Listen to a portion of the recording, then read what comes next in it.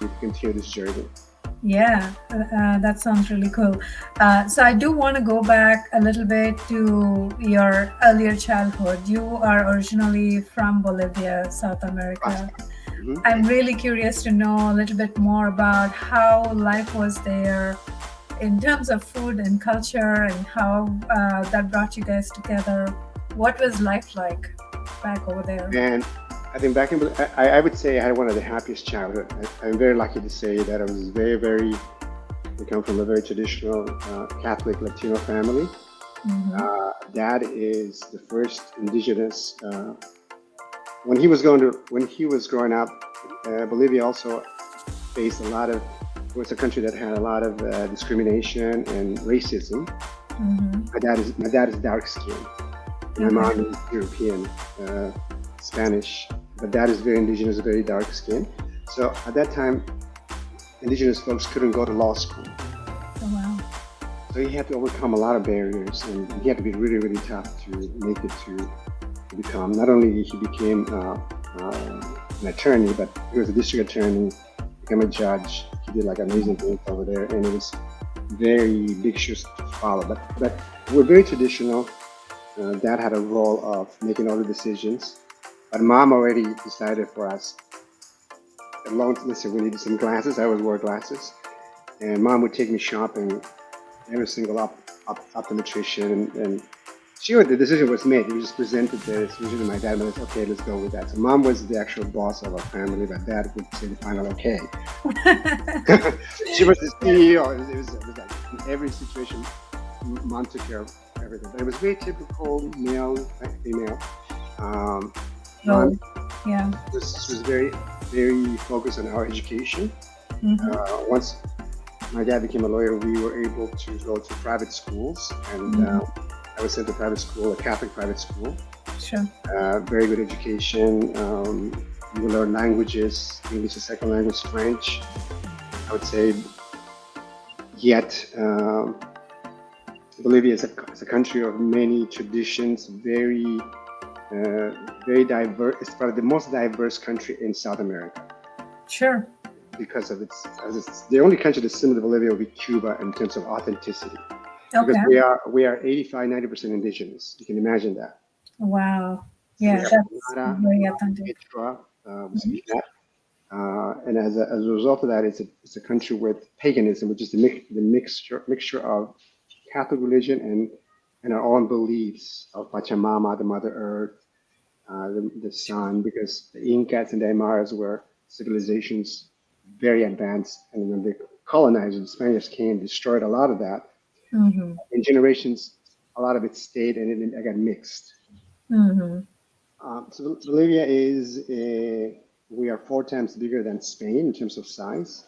Mm-hmm. We speak Spanish, but our languages are Quechua and Aymara, which is spoken by the Incan Empire. We have the 75,000 tons of lithium. There's large reserves of lithium, the Wow. materia prima for laptops, electric Yeah. cars, things like that. There's only 12 million Bolivians that live, so it's a vast country with a very small population. Yeah. One neighborhood in Delhi. Yeah. Wow. One neighborhood.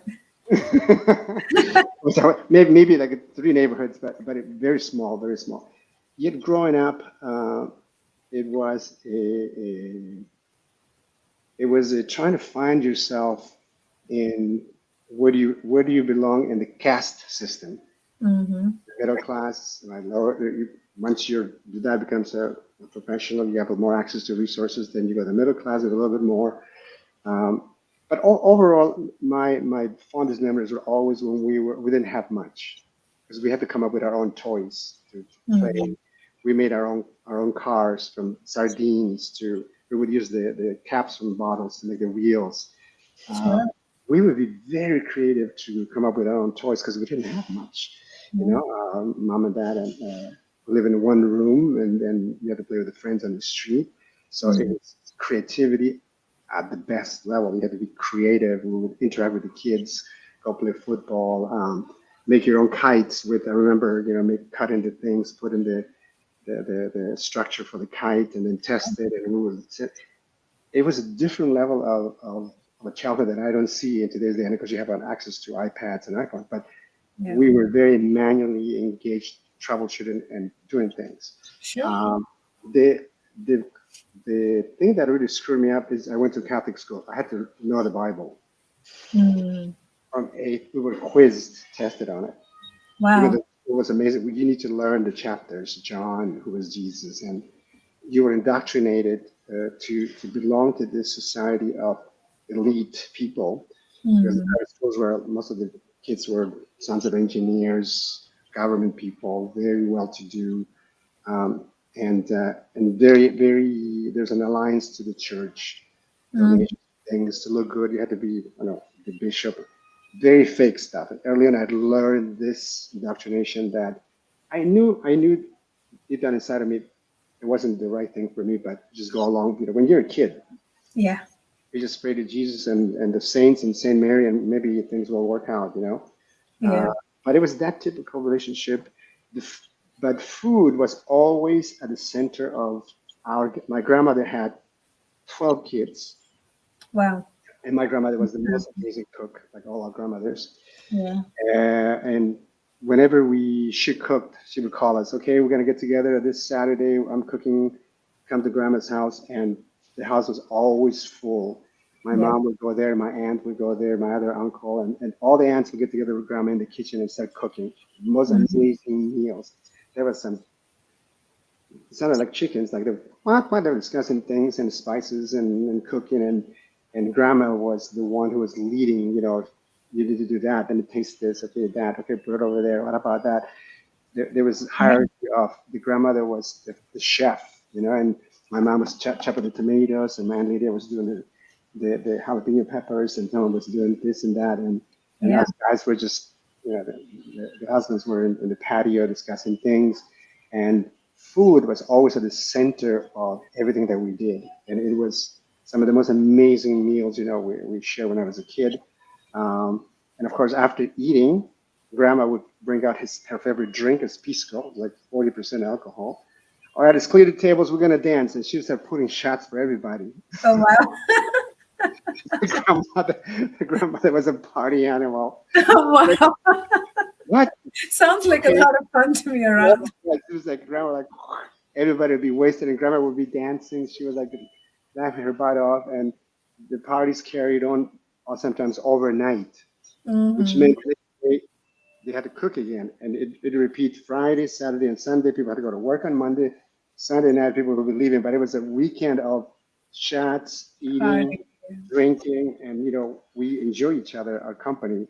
Um, and I think looking back at my childhood, it was an amazing time to be connected to the culture, the language, the laughter, and I think as you become an adult, you miss some of that, especially when Yeah. you move to like the United States, very Western, Mm-hmm. and here everybody has their own boundaries. Your next neighbor lives, I don't know, there's no communication sometimes.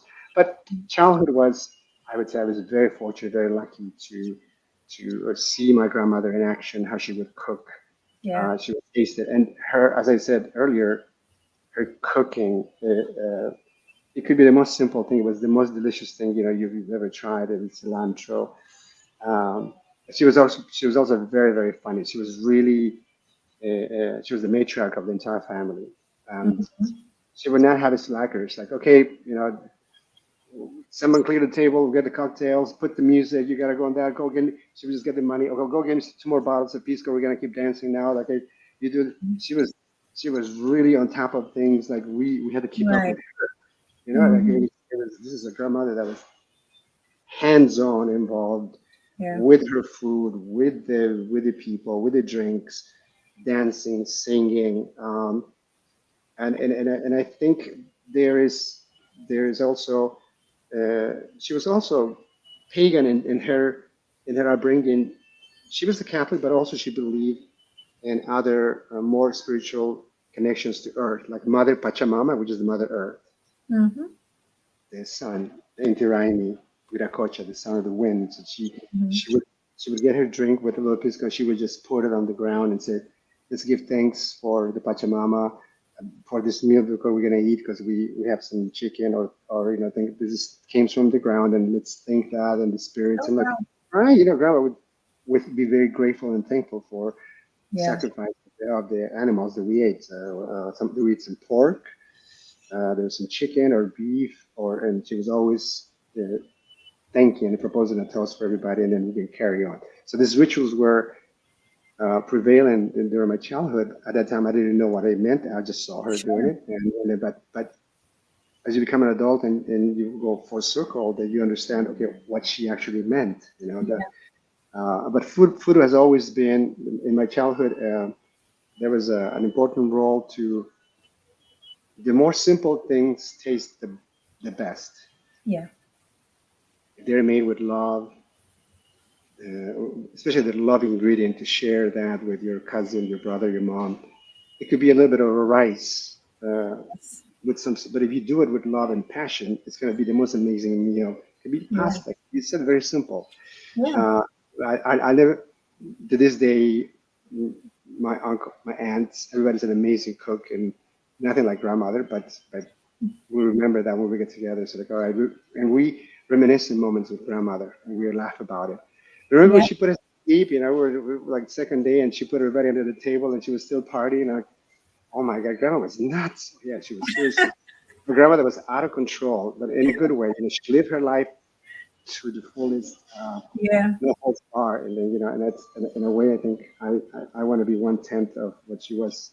My Yeah. grandfather, my dad's side, they didn't speak Spanish. They were more, I'm more indigenous. Mm-hmm. My grandfather was the kind of man who said very little, but he demonstrated with actions. Mm-hmm. He was a true alpha male. He had 10 daughters and one boy. The last one was my dad. Wow.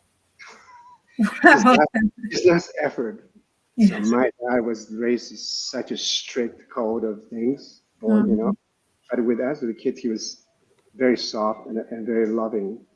But with my dad, it was like really, really, he 10 daughters and one boy. So he had to really, poor dad, I remember him telling stories, but he didn't say much. He was more, he would demonstrate more with his actions. A lot Yeah. of my grandparents were grandparents of, because they didn't speak the language. So they would do more acts of love. Yeah. Grandpa would he would sell me some t-shirts, pants, for school, and sometimes they didn't look right, but it was made with love, so I had to wear them.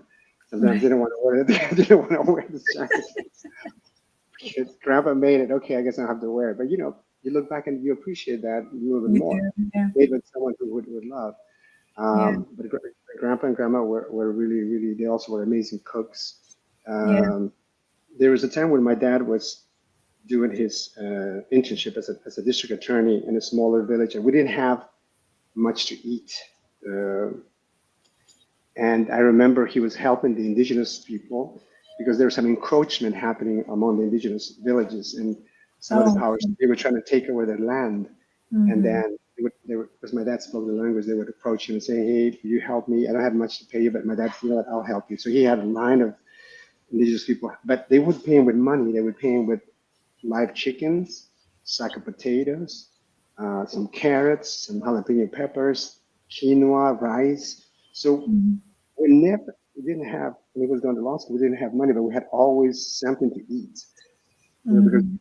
our storage was always full of potatoes, and because the clients would pay my dad with food, and then again, another connection to food. So dad helped him in the litigation, and he would be.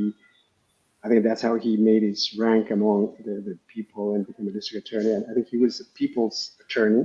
Yeah. So I had some role models growing up, and the childhood was. I look back to my childhood, and I think I wish I would have known my grandfather better. Sure. There's always moments like I those. wish because I think he's one of my role models, and he did say very little, but his house was intact. He would get up in the morning at 5 in the morning. He'd go to bed at 8 o'clock at night. His entire life, Wow.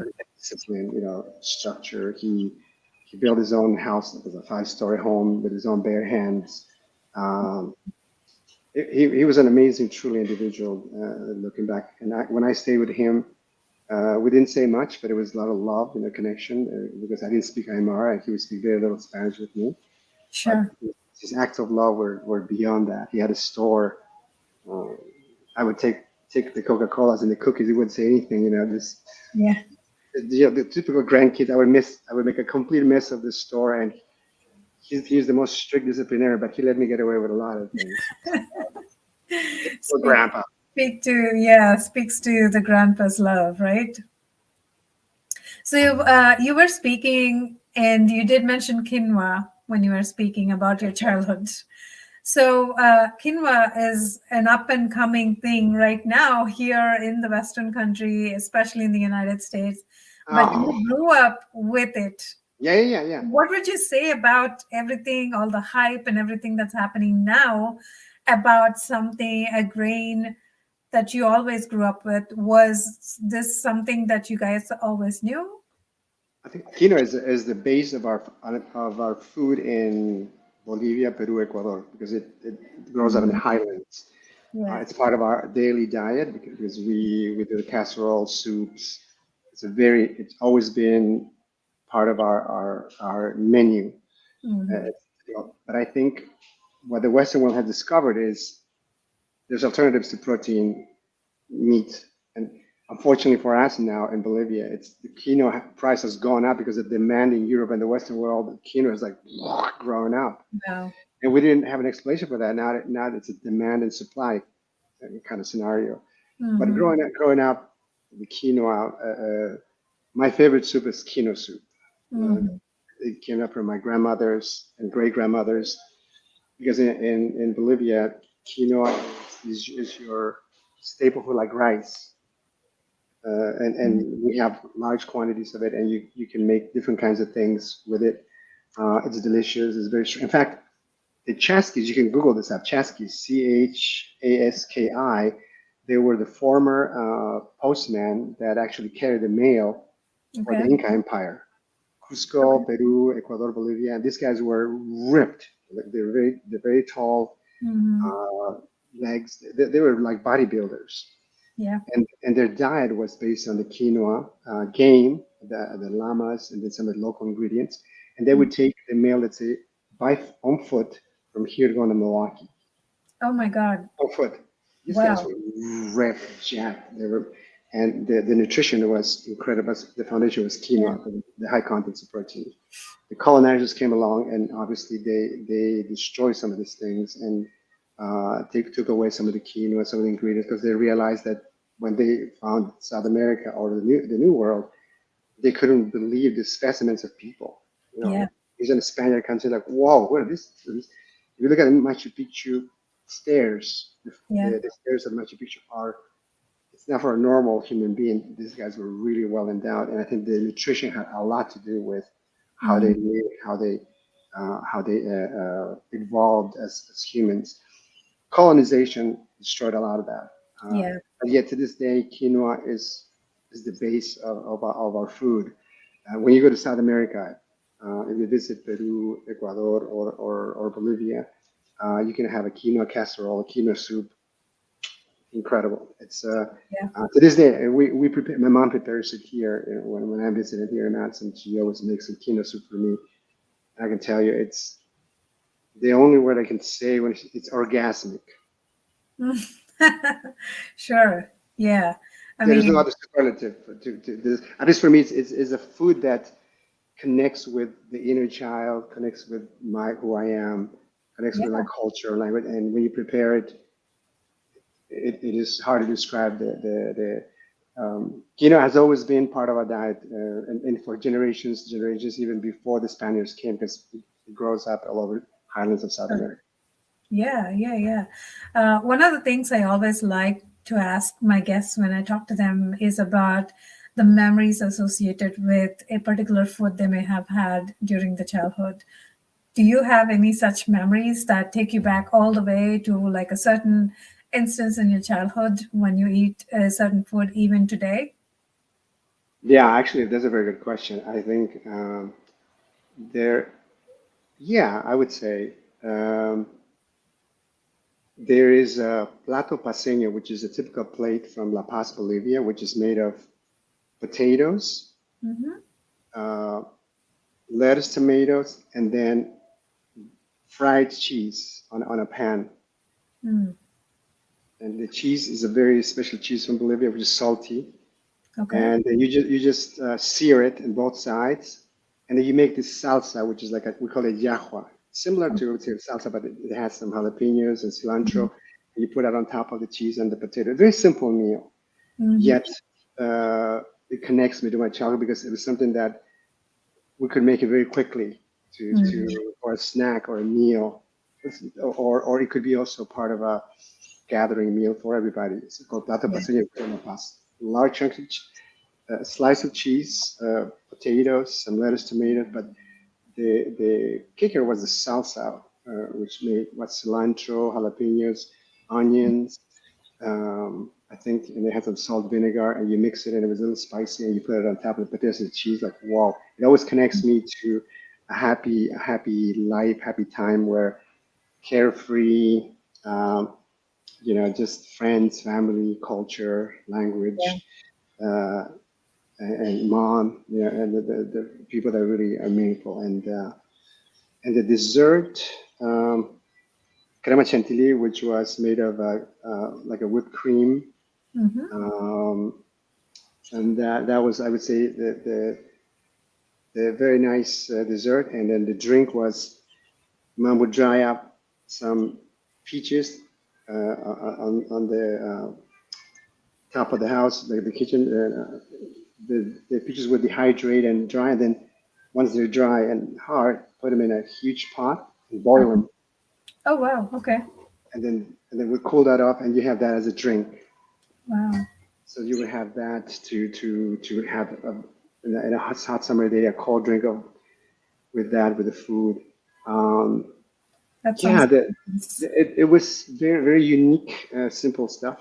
But yeah, and then sometimes she makes when I'm visiting Madison, mom makes the plato paseño for me specifically, and it takes me back. I mean, I'm in a different world. You take a bite of that, you're like, okay, takes you Yeah. to this realm of your childhood and infancy. It's a food can it is a transcending component of life, in my Yes. opinion. Oh yeah, definitely. And you said you have three daughters, grown, right? So moving from Bolivia to the United States, have you tried to maintain some of the traditions and rituals that you guys have had growing up in Bolivia, or how did that go for you guys in your household? I think yeah, I think the girls are now at an age where they identify themselves as Latinas first and Mhm. foremost, even though they're blondies. They're like the three are blonde, blue eyes. They're more Latinas than anything else because I think what happens is you get to a point in America where you can assimilate so much that you lose yourself who you are, and that's a very dangerous thing. Mhm. As you become an adult, you need to know where you come from. It's Yeah, important that your culture is going to be your strength. yeah, Many Western countries, I think, if you ask around, and especially in Wisconsin, where we are now, there's very little culture, very, very, very, I would say almost nothing other than the Green Bay Packers, Badgers, and some baseball and cheeseburgers and fries. I'm sorry, but that's the way you need to understand. For my girls, for example, they know the food. They come to visit my mom and she prepares for them. They love her salsa, their quinoa, even though two of them are vegetarians. They're always asking questions about mom. How do you cook that? yeah, In return, they come and share with my mom recipes like they like pad thai, the Thailand food. They come to the house and cook with my mom. yeah. There's this interaction of the Different cultures grandkids and the happening. different Yeah, cultures but they do know they're first and foremost they're like we're Latinas, like that is such an important. And I said, but also remember your mom's side. I think she's Welsh and French, mm-hmm. and there's also I think because they're her mom's side, they're third generations already removed. They don't know where they come from. I Mm-hmm. just tell them explore a little bit more about where your mom comes from, because there's Yeah, also some amazing things of the culture, the language, the things. So they're very curious. yeah, They find now because I said because they find that. the Bolivian culture, and they really find the strength. They speak the language. Mm-hmm. Uh, my dad is teaching them how to dance Bolivian dances. It's so funny, Yeah. they're very curious in doing this kind of ritual dances with them, and they love it, and because my twins, all of them grew up with grandma and grandpa. They were babysitting, taking them to read books, reading them stories in Spanish, sharing things. So Mm-hmm. they grew up in this world of a bicultural environment. So they realize that their culture is their strength. And I think going forward, that's always going to be part of them, who they are. My oldest one, she's embraced the culture and then some. She's now a bachata teacher, salsa teacher. She's an amazing dancer and very fluent in Spanish, and she really loves the cooking part of it. The twins are a little bit more conservative, I would say, but yet they're still very inquisitive about where they come from. Yeah. Grandma, who was that? Tell me about your life story. They're very curious about what was it like when you were growing. So they get together for coffee or lunch, and they just keep laughing. I just leave them there. There's usually a meeting with grandma and the granddaughters, and they have their own space. They do breakfast and they exchange information. There's a very healthy, very fun relationship with my mom and my dad and the grandkids, even actually closer than me and them. It's maybe it's grandparents' love, Yeah. but I really feel that understanding where they come from, it's it's important as they develop their own relationships and becoming younger adults, and they have to make Yeah. decisions down the road that Yeah. embrace the culture. It's important, Yeah. especially food wise. They love everything. Uh, Cheese, potatoes. My goodness, they really embrace that. And they haven't been to South America yet. I think once they discover that, it's going to be even more amazing. And Right. by the way, the twins are amazing chefs, amazing cooks. Oh, wow. My twins, oh, they're really. Whereas my oldest one, she doesn't cook as much because the younger is always cook for her, and she takes leftovers. Daddy, why am I going to cook? These guys are always cooking, so whatever is left over, I eat. Okay, I said, Ariana, you're going to have to learn how to cook at some point because you're not going to live with the twins for. Yeah, but like, but my oldest one is more free spirited. She embraces all cultures and she likes all sorts of food, that kind of thing. But my twins are really good. They're amazing chefs. They're like cooking things, Thai food, Chinese food. They're trying all the different things. Yeah. Fun. Yeah. Cooking is fun. Yeah. Yeah. So, Dante, as we approach towards the end of our conversation, you've experienced so many different cultures and cuisines, right? Does one cuisine, other than, of course, your the one that you grew up with, the Bolivian cuisine, is there like one cuisine that stands out for you the most? And do you have like any thoughts about why? I would say Indian cuisine is Mm-hmm. one of my favorite because I discovered that firsthand traveling. Like I said, the gobis. For me, it's something that I could eat 24/7. Because we don't have that growing up. The cauliflower with some spices, something as simple as that could be very very eye opening, and Yeah. yet it's so delicious to the taste buds. And obviously I barely scratched the surface traveling through India, through being exposed to the variety of foods and spices and colors and shapes and aromas. I can go on and on and on. I think Indian food is remarkably incredible with all the different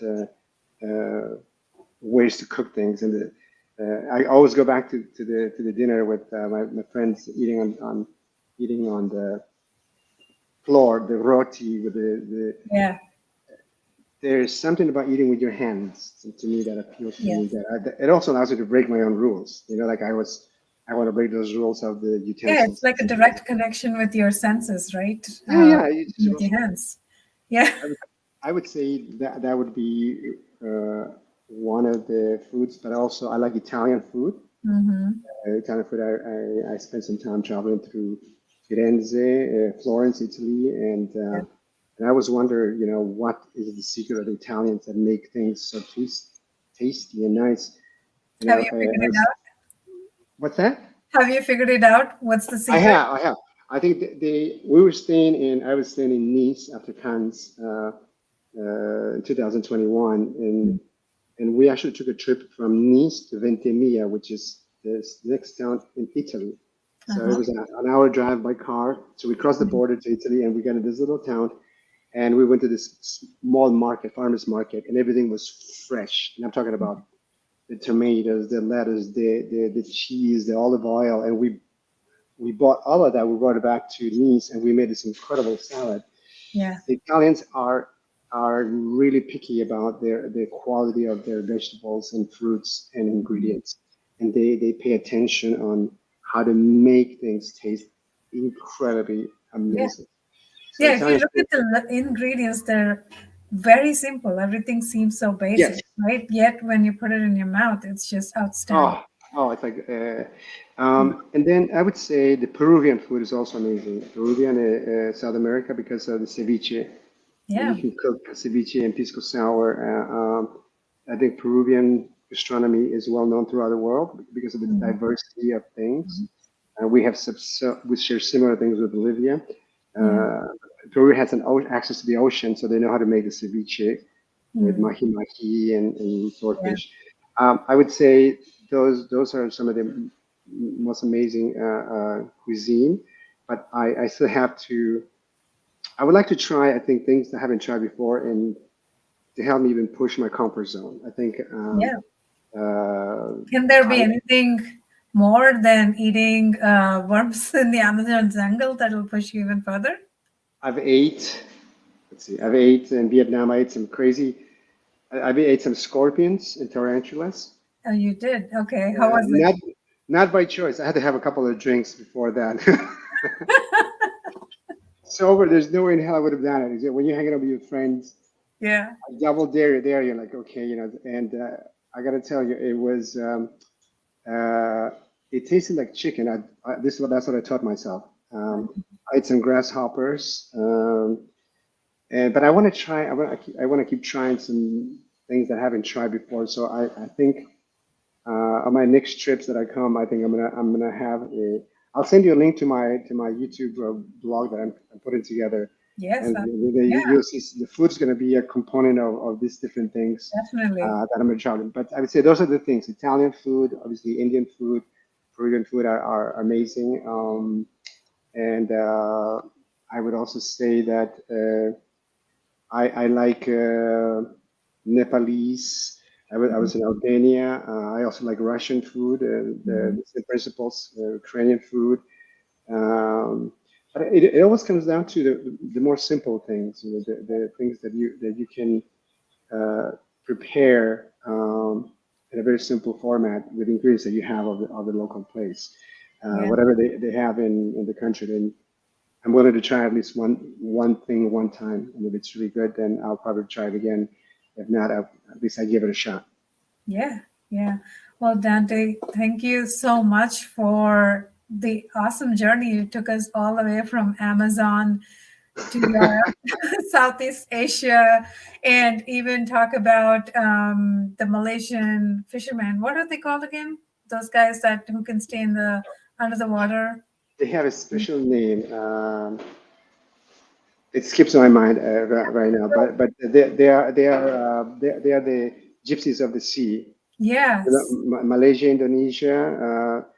There's so many documentaries made about them, but their life Yes. is also very challenging, very fun. My Yeah, pleasure. Yeah, you truly took us down an exotic experience, not just of food and culture, but all your other experiences as well.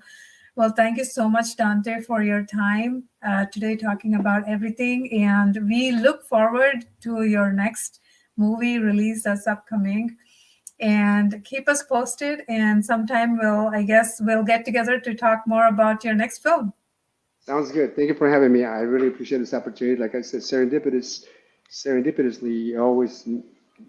I think the invisible hands put people in your path to learn about something, learn Yes. about yourself. So I'm very grateful for this opportunity to share with your audience. Yeah. And I'll be more than happy to share the link down the road about the film. But Yes. I'm looking forward to keeping in touch. I'll keep you posted as I make this other journey for the next Yes. film. Boy, it's going to be amazing.